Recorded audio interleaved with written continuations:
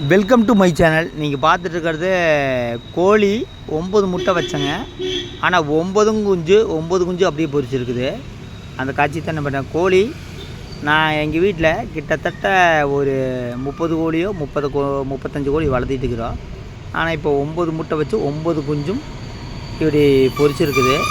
அதுக்கப்புறம் பார்த்திங்கன்னா இது கிட்டத்தட்ட இந்த வருஷத்தில் கிட்டத்தட்ட 10 கோழி 5 கோழி வந்து ஈன்று அதில் வந்து 4 சேவல் 5 சேவல். ஆனால் இது 9 முட்டை வச்சு 9 குஞ்சு பொரிச்சிருது. இதுதான் ஃபஸ்ட்டு டைம். பொதுவாக 4 குஞ்சு 5 குஞ்சு தான் பொறிக்கி. ஆனால் இந்த டைமு 9 குஞ்சும் பொரிச்சு. என்ன காரணம்னா குளிர்காலத்தில் நீங்கள் எத்தனை முட்டை வச்சாலுமே அத்தனை முட்டையும் பொரிச்சிரு. ஆனால் அதை வெயில் காலத்தில் முட்டை வச்சிங்கன்னா ஒரு சில கோழி எந்த குஞ்சும் பொரிக்காது. ஏன்னா வெயில் காலம் ரொம்ப கோழிக்கு வேகாத காலம். இப்படி தான் நாங்கள் கோழி வளர்த்திட்டுருக்கிறோம். பாருங்கள், அந்த கருப்பு கோழி இருந்து வந்த சேவல் தான் இது. சேவலை கிட்டத்தட்ட 4 சேவல் 5 சேவல் இருக்குது. கோழியை முறையாக வந்து வளர்க்கணும். ஒரு சில பேர் கோழியை வாங்கிட்டு பிற்கான் பிடிச்சிட்டு போயிடு, அந்த நாய் பிடிச்சிட்டு போயின்னு சொல்லலாம். ஆனால் எங்கள் வீட்டில் அந்த தொல்லையெல்லாம் எதுவுமே கிடையாது.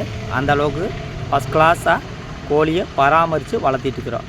கோழிக்கு கம்பு சோளம் புல் எல்லாமே வாங்கி கொடுத்து முறையாக பராமரித்து வளர்த்திட்டுருக்குறோம். இந்த பாருங்க, அந்த சேவல் தான் வள்ளுவர் சேவல். பாருங்கள், அப்படியே ஜம்ப் ஆகுது. பாருங்க, விட்டா ஜெட்டு வேகத்தில் பாம்பே வந்தாலும் கொத்தி அந்த பக்கம் வீசிருந்து எங்கள் கோழி.